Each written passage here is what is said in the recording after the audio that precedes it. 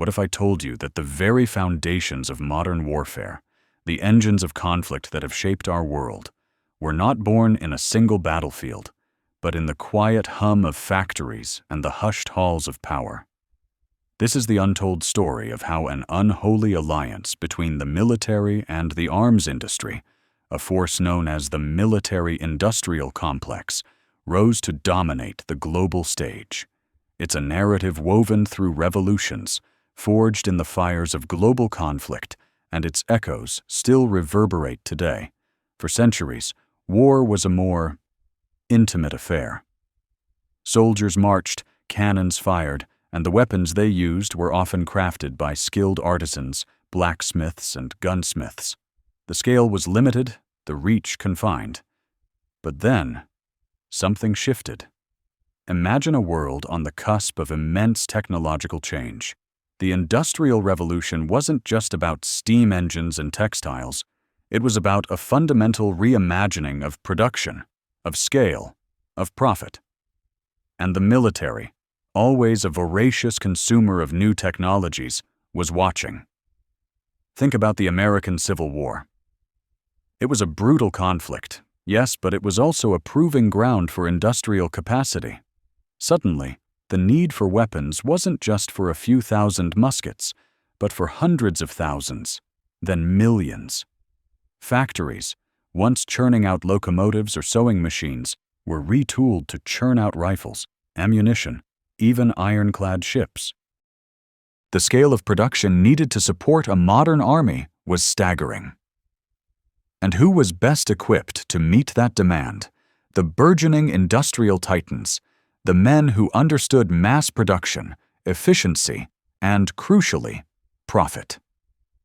This era saw the birth of a new kind of entrepreneur, not just a craftsman, but a businessman who could see the potential in supplying the machinery of war.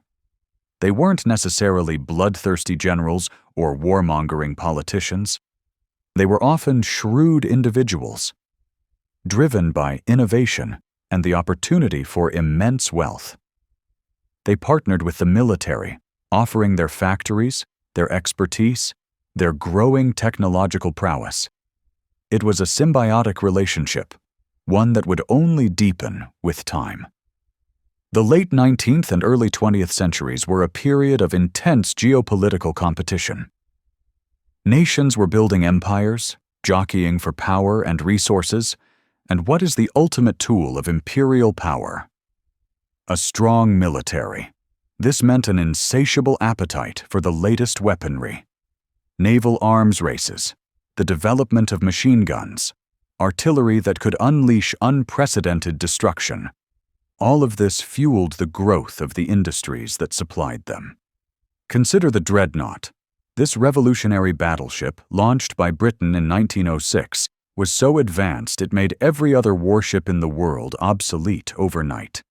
It was a testament to industrial might, a symbol of national power. And it demanded an immense industrial infrastructure to build and maintain. This wasn't just about a single ship. It was about an entire class of ships and the network of factories, shipyards, and raw material suppliers that supported them.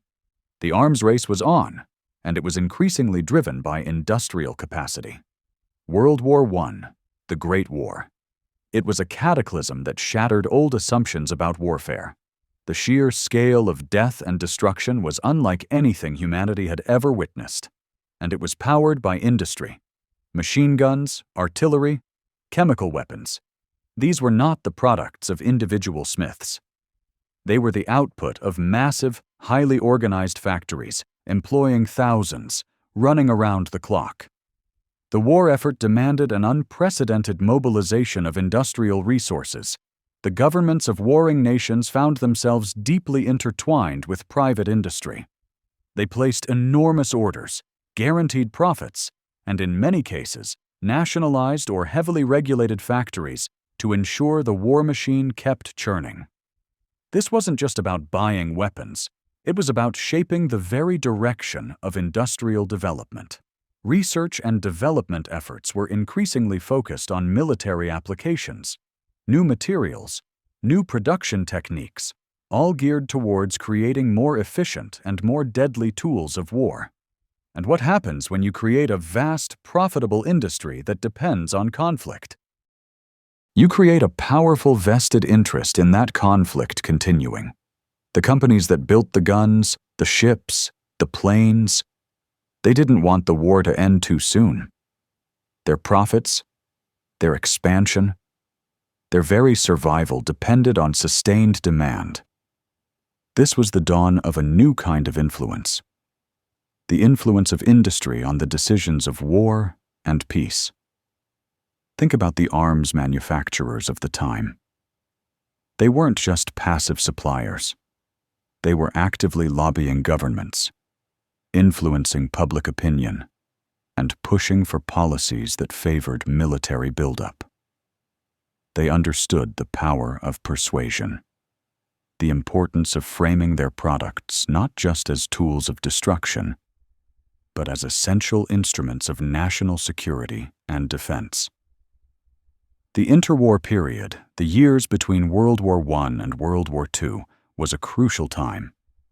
The world grappled with the devastating consequences of the Great War. There were peace movements, disarmament efforts, a widespread desire to avoid another such catastrophe. But beneath the surface, the industrial machinery of war was still humming. Companies that had profited immensely from the war were eager to maintain their position. They continued to innovate, to develop new weapons, and to lobby for continued military spending.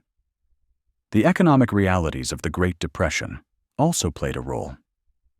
For some industries, arms manufacturing offered a reliable source of revenue when other sectors were struggling. Government contracts, even in peacetime, could be lucrative. This created an incentive for governments to maintain a certain level of military preparedness, and by extension, to support the industries that provided that preparedness. And then came World War II. If World War I was a shock, World War II was a global conflagration of unprecedented scale and intensity. It was a war fought with the full might of industrial production. Tanks, aircraft, submarines, vast fleets of ships. The output required was astronomical. The United States, in particular, became the arsenal of democracy. American factories, once producing consumer goods, were transformed into engines of war. The sheer scale of government spending on defense during World War II was staggering. This created immense wealth and power for the companies that were awarded these contracts. The relationship between the government and these private industries became even more deeply entrenched. It was a partnership forged in the crucible of global conflict, a partnership that would have profound and lasting consequences. The end of World War II did not bring an end to this burgeoning alliance. In fact, it set the stage for its exponential growth, the Cold War. This new global standoff, characterized by ideological struggle and the constant threat of nuclear annihilation, created a perpetual state of military readiness. The world was divided into two armed camps, and the arms race intensified. This is where the term military-industrial complex truly takes hold. It's a phrase that would become synonymous with a powerful, self-perpetuating system. A system where the needs of the military, the capabilities of industry, and the interests of politicians became inextricably linked. It was a feedback loop, each element feeding and reinforcing the others. The development of nuclear weapons, for instance, was a monumental undertaking. It required vast resources, cutting-edge scientific research, and the mobilization of a significant portion of the nation's industrial capacity. Once developed, the need to maintain and modernize this arsenal and to develop countermeasures created a perpetual demand for research, development, and production. Think about the scientists and engineers who worked on the Manhattan Project. Many of them, after the war, continued to work on military-related research. They saw the ongoing threat of the Soviet Union and believed their skills were essential for national security. This talent pool, combined with the vast industrial infrastructure that had been built up, created a potent force. The post-war era saw a significant shift in government spending. Defense budgets ballooned, and a substantial portion of that spending flowed directly to private defense contractors. These companies weren't just building tanks and planes anymore. They were involved in developing missiles, radar systems, electronic warfare capabilities, and a whole host of sophisticated technologies. This created a situation where the economic health of entire regions, and even the nation as a whole, could become dependent on defense spending. Jobs were created, factories hummed, and communities thrived based on military contracts. This economic interconnectedness made it politically difficult to reduce defense spending, even if the perceived threat diminished. So, what exactly is this military-industrial complex we're talking about? It's not a shadowy cabal meeting in secret. It's a more diffuse, yet incredibly powerful, network. It's the generals who request new weapons systems, the defense contractors who design and build them, the politicians who approve the funding, and the researchers who develop the next generation of technology. It's a system where the pursuit of profit, national security, and political power become intertwined. And the consequences? They are profound. The sheer amount of resources, both financial and intellectual, diverted to military spending has a direct impact on other areas of society. Think about the infrastructure, education, healthcare. Could those resources be better utilized elsewhere? It's a question that has been debated for decades. The constant development of new weapons also fuels a cycle of escalation. One nation develops a new capability, and its rivals feel compelled to develop a similar or superior one. This arms race, driven by technological innovation and industrial capacity, creates a perpetual state of tension and the risk of conflict. The role of lobbying is also critical here. Defense contractors spend enormous sums of money to influence policymakers.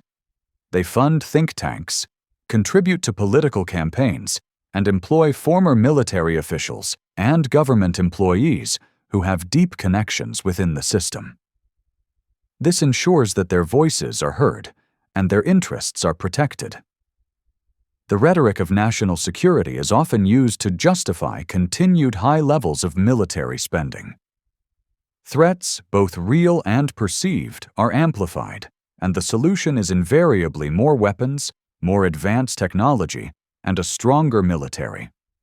This narrative can become self-fulfilling, as the existence of a powerful military-industrial complex can, in itself, shape foreign policy and contribute to international tensions. We've seen this play out in countless conflicts and geopolitical standoffs. The Korean War, the Vietnam War, the Cold War arms race. All of these were deeply influenced by the dynamics of the military-industrial complex.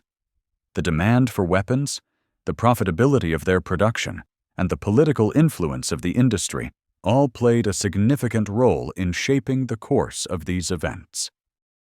And as technology advanced, so did the complexity of the military-industrial complex. From the early days of gunpowder and muskets, we moved to nuclear missiles, stealth bombers, and sophisticated cyber warfare capabilities. Each new technological leap required further investment, further research and development, and further entanglement of industry and government. The sheer scale of the industry is astonishing. Billions, and now trillions of dollars are spent annually on defense. This creates a powerful economic engine, providing jobs and supporting communities. But it also means that any attempt to significantly reduce defense spending faces immense political and economic resistance. The influence extends beyond just the direct production of weapons. It includes the vast network of subcontractors, research institutions, and even universities that receive funding for defense-related projects. This creates a broad base of support for the status quo, making it incredibly difficult to challenge the established order. The story of the military-industrial complex is not a simple tale of good versus evil. It's a complex interplay of economic forces, political imperatives, technological innovation, and human ambition. It's a system that emerged organically, driven by the realities of industrialization and the perennial nature of conflict.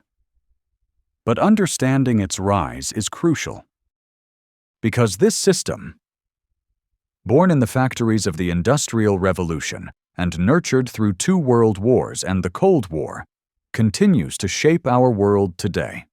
Its influence on foreign policy, on global security, and on the allocation of human and financial resources is undeniable, and its future, and the future of the world, depends on our understanding of its origins and its enduring power. The conclusion of World War II, far from ushering in an era of demilitarized peace, acted instead as a potent accelerant, irrevocably binding the instruments of war with the engines of industrial progress. The global conflagration, a conflict of unprecedented scale and ferocity, had not merely shattered established paradigms of warfare, but had fundamentally reconfigured the very architecture of the global economy. Nations, compelled by the exigencies of survival, had marshaled their entire industrial capacities, meticulously retooling factories, pioneering novel methods of mass production, and injecting staggering sums into the burgeoning fields of research and development. This colossal undertaking, born of the most desperate necessity, had inadvertently laid the robust and unyielding foundation for what would ultimately coalesce into the permanent edifice of the military-industrial complex. Consider for a moment the sheer, almost unfathomable scale of production demanded by the war effort. Factories that had, mere years prior, hummed with the creation of civilian automobiles or commonplace consumer goods were meticulously transformed into veritable arsenals. These transformed industrial giants then began churning out tanks, fighter jets, colossal naval vessels, and an unending stream of munitions at a pace that had been utterly unimaginable before the conflict. This transition was not a simple matter of logistical rearrangement. It represented a profound and seismic shift in national economic priorities. The private sector, galvanized by the allure of lucrative government contracts and the promise of sustained, insatiable demand, demonstrated an astonishing capacity for both innovation and swift adaptation to the stringent requirements of the military. The war had, in essence, provided an unparalleled proving ground, a crucible where the raw power of industrial might and the strategic objectives of the military were fused into a single, formidable, and almost irresistible force. When the cacophony of artillery finally fell silent and the last shots were fired, the intricate infrastructure that had been so painstakingly assembled and the deeply entrenched partnerships forged between the military and industrial sectors did not simply evaporate. Instead, a new geopolitical reality began to take shape, one characterized by pervasive suspicion, stark ideological divisions, and the ever-looming specter of a novel and insidious form of conflict: the Cold War. This protracted era, defined by a complex tapestry of proxy wars fought on distant shores, relentless ideological struggles waged on a global stage, and a pervasive, gnawing fear of total annihilation, created an unceasing, perpetual demand for military readiness. The very existence of a powerful ideological adversary, coupled with the relentless development of increasingly devastating new technologies, meant that nations could no longer afford the luxury of complete demobilization. A state of perpetual, heightened readiness became the new and unsettling normal, and this sustained, unwavering demand became the very lifeblood, the essential sustenance of the burgeoning military-industrial complex. The arms race, a defining and relentless feature of the Cold War, evolved into a voracious consumer of industrial output and a relentless engine of technological innovation. The advent and subsequent development of nuclear weapons, a paradigm-shifting achievement born from the intense, clandestine research conducted during the war, introduced an entirely new and terrifying dimension to the global equation. The stakes in this global chess match were no longer merely territorial gains or economic dominance. They were, in stark and chilling reality, existential. This profound existential threat, however, paradoxically fueled further, ever-increasing investment in military capabilities. The compelling logic of deterrence, the deeply ingrained belief that possessing overwhelming offensive power could effectively prevent aggression, necessitated a constant, frenetic cycle of innovation, research, and production. Each new advancement achieved by one side compelled the other to diligently match, or, if possible, surpass it, thereby creating a self-perpetuating, seemingly unbreakable feedback loop of escalating military power. Within this charged and volatile environment, the distinct roles of the military establishment and the industrial sector became increasingly and inextricably intertwined, effectively blurring the once clear lines between public service and private enterprise. Generals and admirals, accustomed to commanding vast armies and wielding immense power on the battlefield, found themselves engaging in complex dialogues and negotiations with corporate leaders who possessed an intimate understanding of the intricacies of mass production, sophisticated logistics, and cutting-edge technological development. Politicians tasked with the monumental responsibility of ensuring national security and fostering economic prosperity found themselves navigating a labyrinthine and often opaque web of competing interests, each vying for attention and resources. The defense contractors, the veritable titans of industry who had so demonstrably proven their mettle and indispensable value during the crucible of wartime, now occupied a position of immense and undeniable power. They were no longer merely suppliers of material. They had evolved into indispensable partners, possessing the unique expertise, the advanced technological capabilities, and the sheer production capacity to meet the ever-evolving and increasingly sophisticated demands of the modern military. This deeply symbiotic and mutually beneficial relationship was further cemented and amplified by the continuous and substantial flow of capital and talent between the sectors. Government contracts, often awarded through intricate, lengthy, and at times opaque procurement processes, poured billions upon billions of dollars into the coffers of defense companies. These companies, in turn, reinvested a significant portion of their substantial profits back into research and development, consistently pushing the boundaries of scientific discovery and engineering innovation.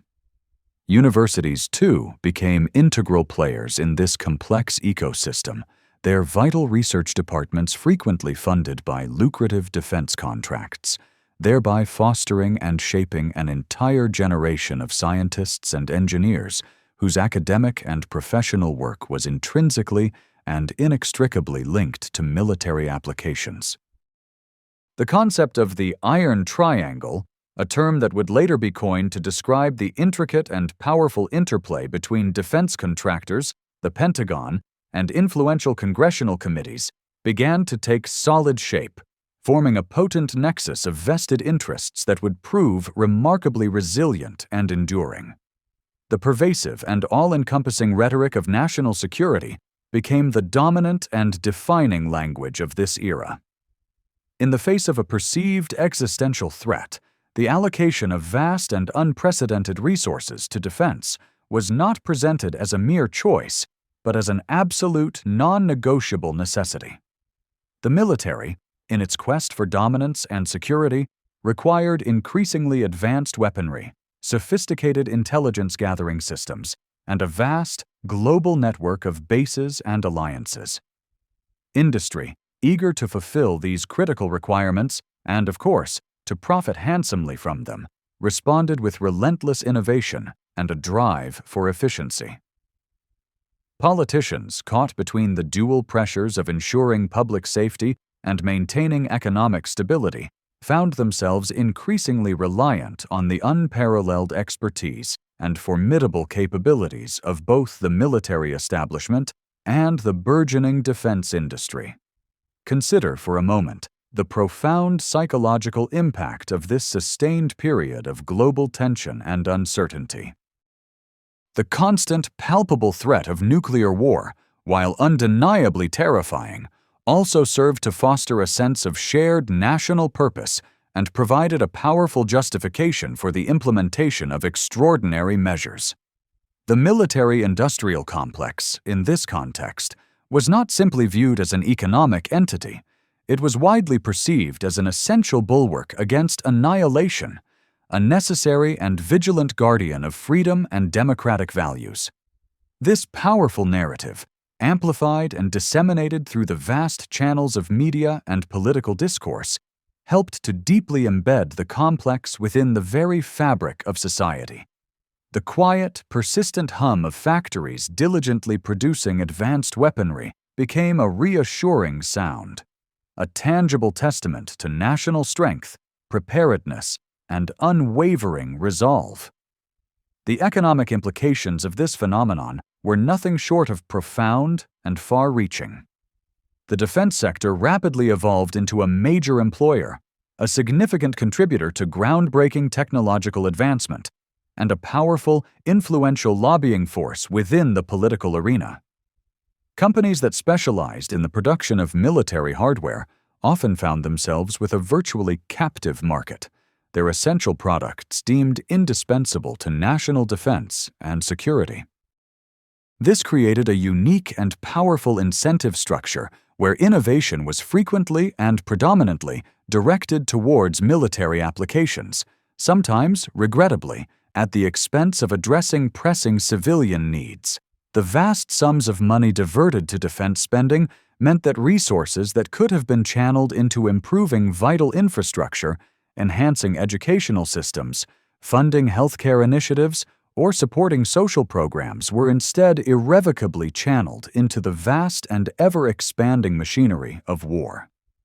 The eventual conclusion of the Cold War, rather than dismantling this deeply entrenched complex, presented it with an entirely new set of challenges and opportunities for adaptation and growth. While the immediate and terrifying threat of global nuclear war receded, the underlying structures, the intricate networks, and the powerful vested interests remained firmly in place, largely undisturbed. The defense industry, having grown accustomed to the immense resources and the insatiable demand characteristic of the Cold War era, actively sought to adapt and reinvent itself. This adaptation involved vigorously exploring new international markets, developing novel and advanced technologies, and relentlessly lobbying for the continuation of high levels of defense spending, often by strategically highlighting emerging threats